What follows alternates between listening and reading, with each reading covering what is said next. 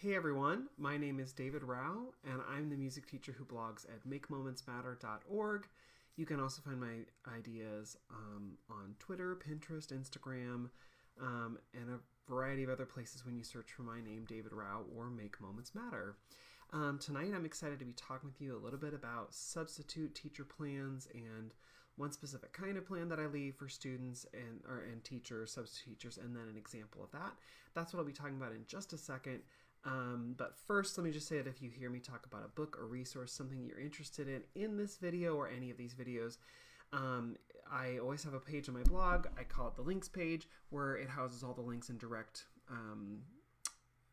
links to get to things that I talk about. You can find that if you click at the link at the bottom of whatever video, streaming, audio, podcast, whatever place you're listening or watching this. Or you can go to my blog, makemomentsmatter.org, and click the video tab and find the links page. Also, one more thing, upcoming, if you want to not see me through a screen but want to see me in person, I'm going to be at the Ohio Music Educators State Conference. That is the first weekend in February 2nd and 3rd. I'm doing 3 sessions between the 2 days. I hope you'll come out if you're in Ohio. I don't know, or surrounding states if you want to, hop the border and come to Ohio and see those workshops. It's going to be a great time. I'm also going to be at the Oklahoma Orff chapter just north of Oklahoma City. That's on February 10th. And then also be at the New Jersey Music Educators Association Conference. That is the last weekend of February 22nd, 23rd. And I'm doing, I think, 4 sessions there. But I'll be there in Atlantic City. So hope if you're in the area, you will come and join us. Okay, so I was thinking about this last week because I knew I had to be gone for a dentist appointment. And I thought about how every time I write subplans, I stress about subplans. So just number one, validation that if you're like, ooh, I stress about subplans, guess what? We all do. It's been happening. I've been doing subplans for a long time for, my whole career, and I still am worried that I'm not doing it right or that I'm not leaving enough stuff. So I wanted to share one of the resources that I like to leave with substitute teachers that has been very successful for me and hopefully will be for you too. Because writing subplans can be kind of stressful. I think there are a couple kinds of subplans. There are subplans for when you know you're going to be gone, and then you can leave maybe more active things or maybe things that have or are closer related to what you're doing in music right then at that moment in the curriculum, or could be, if you know who your sub is going to be, if you know who your sub is going to be, you could sometimes write the plans for them and write more intricate plans depending on the sub who you're going to have. That's one kind of plan where you're going to be gone. Then there's emergency sub plans, and that's for if you wake up in the morning and you're like, "Ooh, I'm sick," or "My kid is sick," or my car, the tire blew out. I don't know, where you have to, in a pinch, have to have a sub plan ready to go. And I think that is a different kind of plan because you don't know who's going to cover your room and you don't know what they know how to do. It's funny with substitute teachers over the years, I've learned, don't expect anything unless you personally know that teacher. And even then, who knows? Because I feel like I leave very intricate, not intricate, but very thought out plans where I have contingencies in case, oh, the internet's down, or this isn't working, or this isn't working. It's all these weird things. And then, you try and plan ahead a little bit, but you never know what's going to happen. And sometimes maybe the sub who you thought was going to come is not the sub who comes. And there was one time where I left a lot of sub plans, nice plans for people. I even was choose this or this or this, I gave them options. And then I came back the next day and asked a student, I was like, how was music? And she was like, oh, it was great. We did the limbo. And I was like, did the limbo? That wasn't in my plans. Hold on. Wait, how long did you do the limbo? She's like, for the whole class. I was like, what? Where did the substitute teacher even get a limbo stick? I don't really have anything limbo stick really size and shape. What? And so, and then I asked another student from not secondary, but primary grades. And I was like, wait, what did you do? And they're like, we did the limbo. I was like, for the whole time? And I'm imagining that this teacher, I was like, you spent 8 hours in our building and you did the limbo the whole time.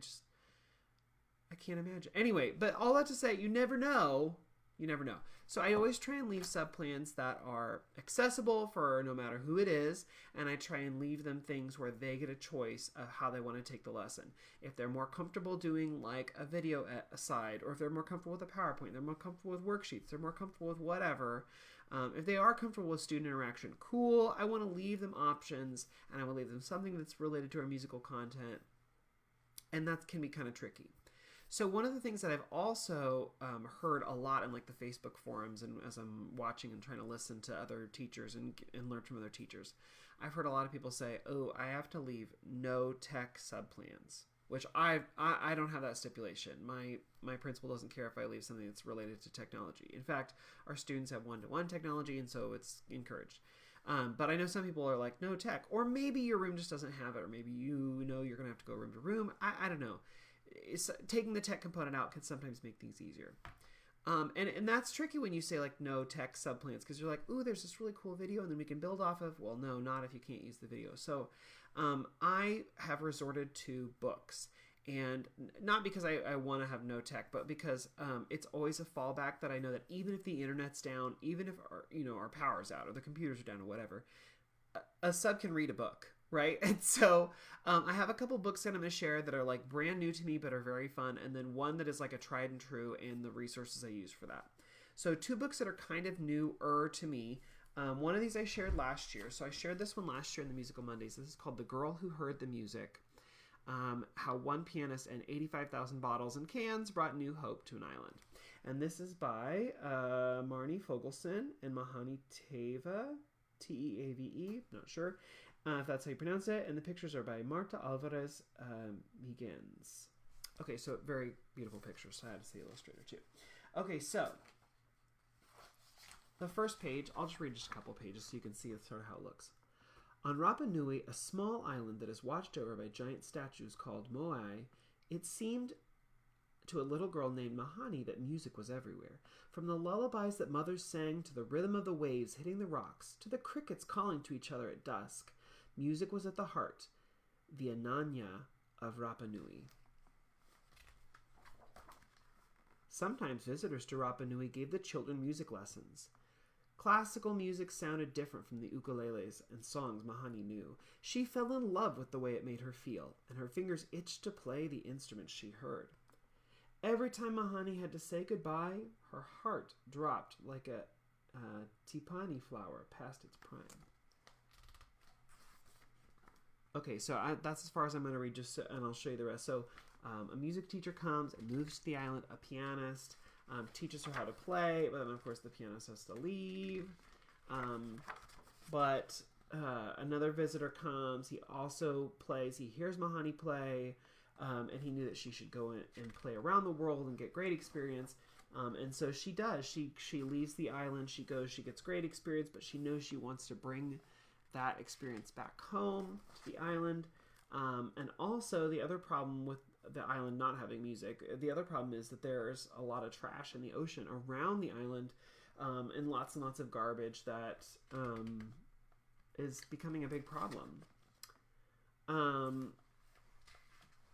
So as she goes, they have the ideas about how they're going to bring music to the island, how they're going to transform things, and basically they make a music school, but they use recycled materials, and they use, it says 12 tons of cardboard, 40,000 aluminum cans, 25,000 glass bottles, 20,000 plastic bottles, and 2,500 tires. More than 7 years of garbage now lives in the school's walls. So they built it out of garbage, and then they made it a music school. So super cool book, super cool pictures, really cool story, and one that would probably be new to your students. So this is something that I would absolutely leave and say, like, please read this book. And then, maybe have coloring pages that matches, maybe have a game or story that matches. But this book would be something that I think substitute teachers could absolutely read. It would be a great connection. This is kind of new to me. I found it last year, but I thought I'd mention it again. Right now, it's on Amazon hardcover for like $11. Anyway, I put a link on the links page. As I was like finding the link for this book, because I wanted to anytime I talk about something, I want to put it on the links page. I was like, $11. That's pretty good. It's a pretty new book. Okay, another book. This is called Listen, How Evelyn Glennie, a Deaf Girl, Changed Percussion. I'll read just a couple pages of this too. This is written by Shannon Stocker and illustrated by Devin Holsworth. This is a story of music, of obstacles, of strength and hard work, of all you can accomplish when you dream, if only you listen. If your ears can't hear the strum or hum or thrum of a melody, can music still swirl and whirl? It did for Evelyn Glennie.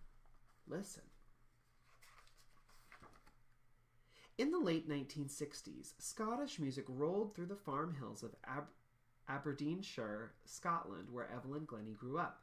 Her heart swelled when air blew from the bellows of her father's accordion on Christmas Eve. On Sundays, she sat at the organ bench next to her mother, a curtain closed behind them, creating their own tiny world of pipes and pedals.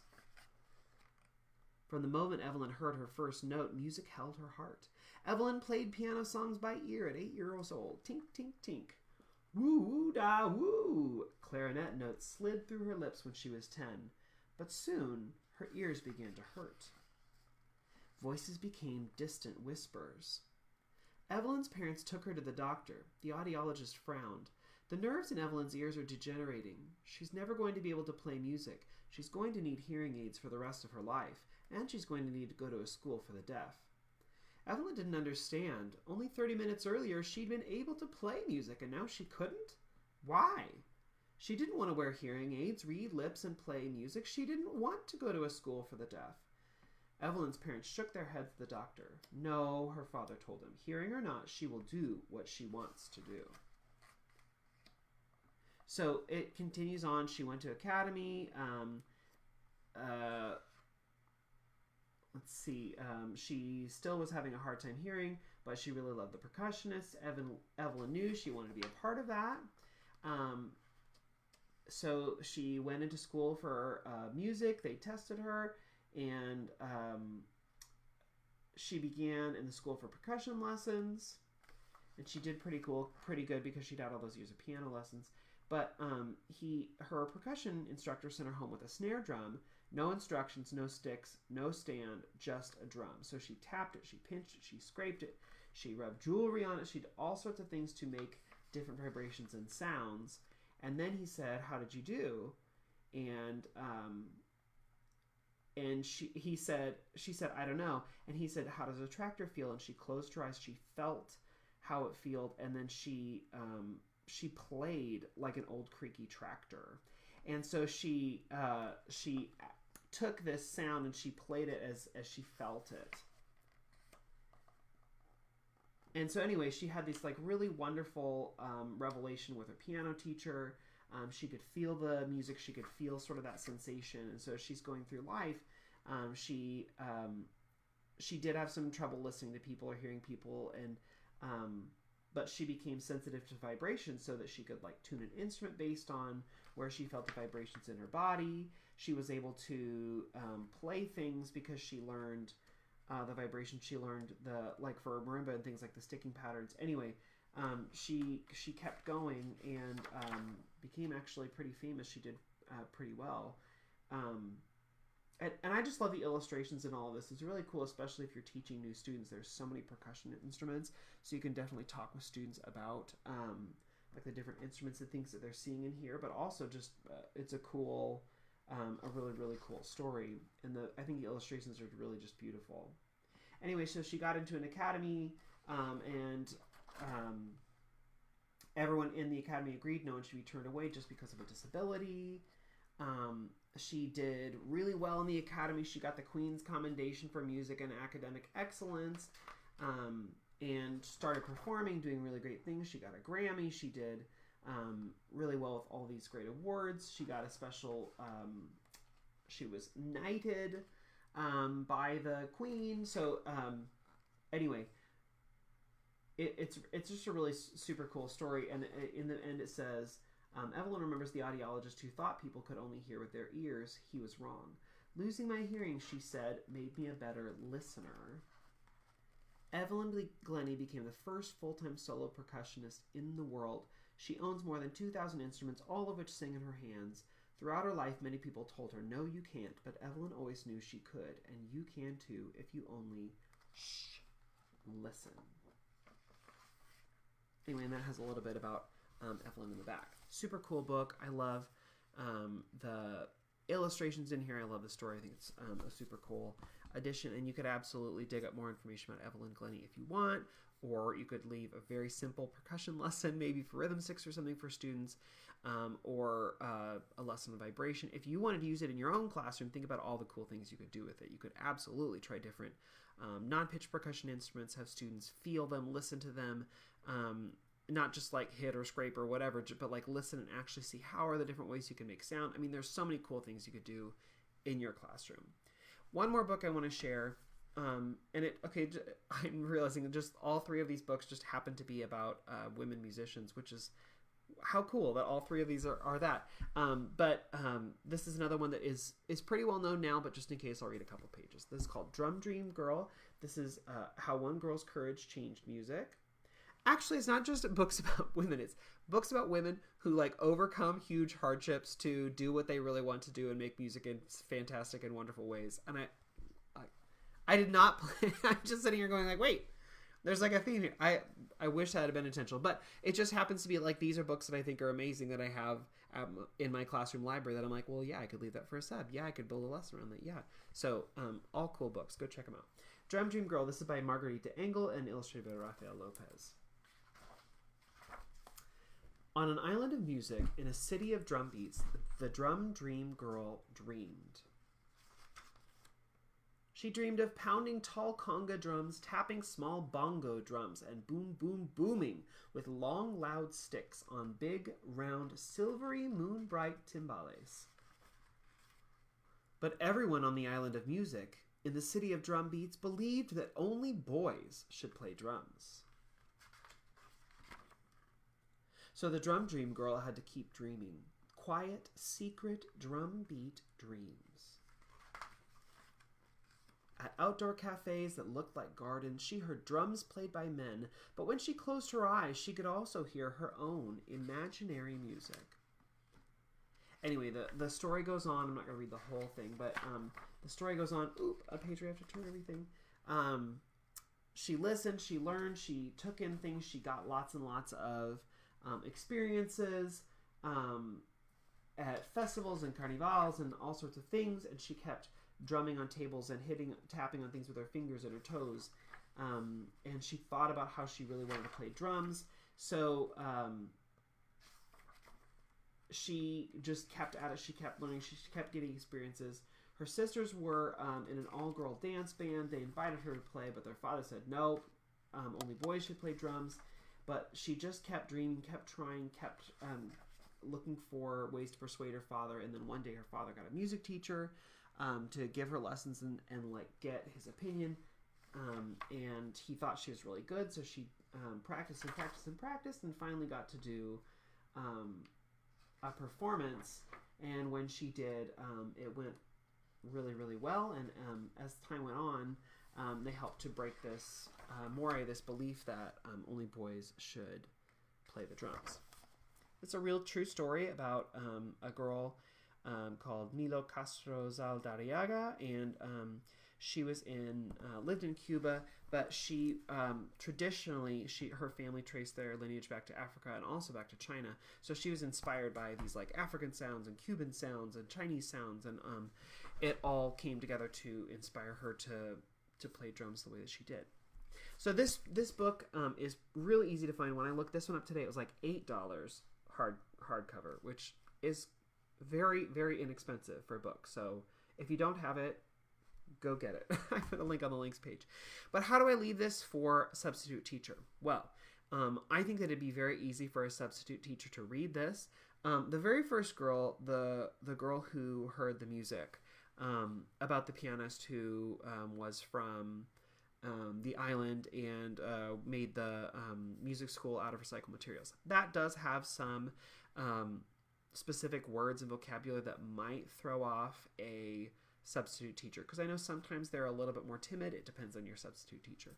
And so having words in another language that's not like Spanish or something that's easily recognizable, accessible to them. Might be a little bit stressful, but who knows.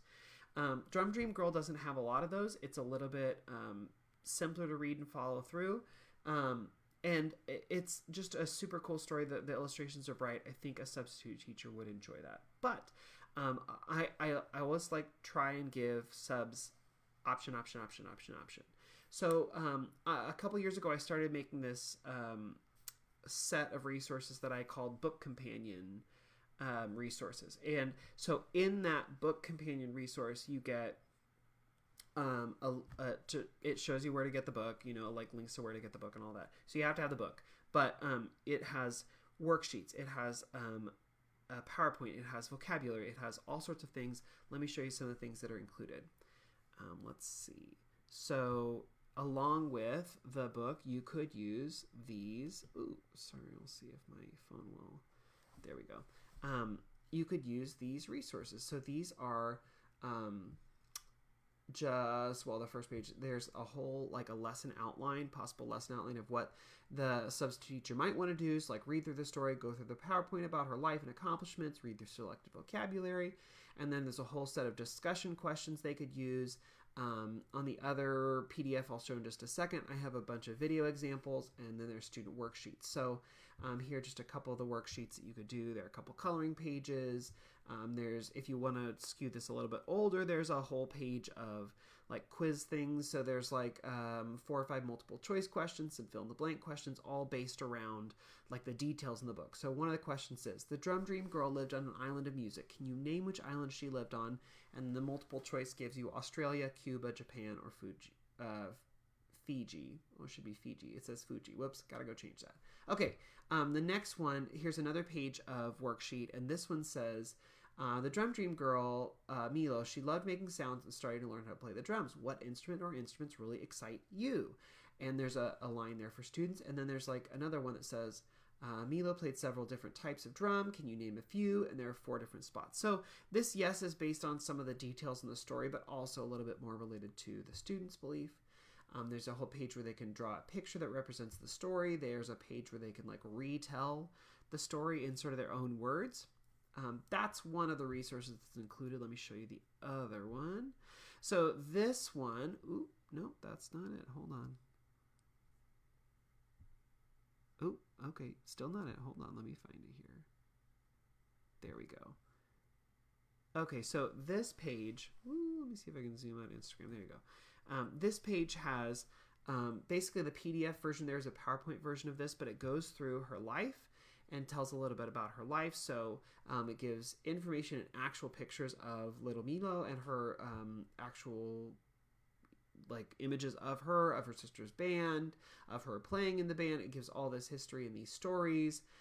It goes on and tells quite a lot about her life. There's a page with vocabulary. This one's called Son Cubano, which means the Cuban sound. There's a whole page explaining that. There's another page with that explains Latin music. There's another one of vocabulary about Cuba. And then at the end, there's one about musical genres, because she played in several different genres. And this talks about some of the ones that come from Cuba or that she was known for.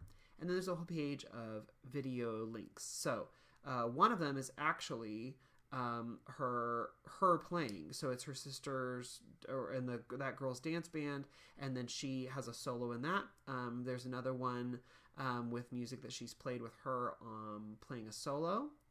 And then there's her band. There's years after when she plays and sings with her sister. There's someone who sings one, not Milo, but someone else who sings one of her very famous songs. And then there's a cool snippet from the Oregon Symphony that rereads the book and tells more about her life. Okay, let me see if I can switch back here. So those are things that I would leave for the sub. So I would leave the book. I would leave the PowerPoint either in a shared drive or on a zip drive, something like that, so that they could get to that pretty easily. And then I also have pre-printed out, because you never know when you're going to have the emergency sub day. So let me show you sort of what I print out. So I have a whole page where I print out, and it says masters on the front. So this includes one of the lesson plan. It includes basically one of each worksheet that they could do in case they want to run to the copier and copy off more. And then I have pre-printed printed and paper clipped together in sets of like, I don't know, 25 or 30, whatever your class set size would be.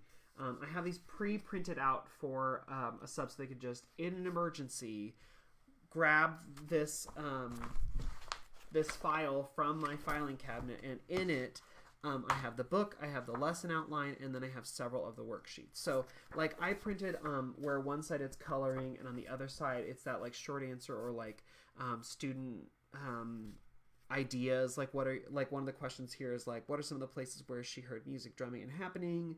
Her music inspired people to dance. Is there a musician or song that you like to dance? So some of it is just like things that kids can think and decide on their own, and some of it is actually information from the story. But I have 2 sets of these printed out so that kids can go through and work on that if we want. And then I have another page with just the coloring. So in case you wanted to pull this out and do this with younger grades, there are 2 class sets of that too. So I leave all of this for a sub, and I think that with the book and with the PDF or PowerPoint about her life and with the video examples and with the coloring pages with the worksheets, that a sub could expand or contract the amount of time to fit their needs. That this one book could really, it could fill a lot of time for them, and it is really enriching, and it does tell students about a musician that not a lot of people know about, and it has a really cool story. And it's fun. You like, because she's such a recent musician, you actually have videos that feature her music and her performing. So I think it's a really great resource to leave. If you have to do the no technology route, it can still be accessible for kids. So you could take the book if you wanted the like the slideshow of her life, but you can't use technology. You can print out the PDF version so that you have it to share with kids, and then or pass around, or you can make a flip book out of it, whatever you want. And then also if it's no technology, if you don't want to show the videos, well, you could if you're in a technology room, but if you can't show those, you could still maybe pull it up on an iPhone or iPad or something and play it while students are working through the worksheets. You can level it up for upper grades with the questions or the retelling of the story, or you could level it down with the coloring pages and the more simple questions about her life. But whatever you do, the thing I tried to do in creating these resources is make it accessible for a substitute teacher to take it and run with it however they want. Let me show you just one more thing, if it will work. Let's see. Okay, so one last thing is, let's see if I can pull it over here. I wanted to have lots of options. So this book companion resource that I made it for, well, now I think I have 9 books that I've done this for.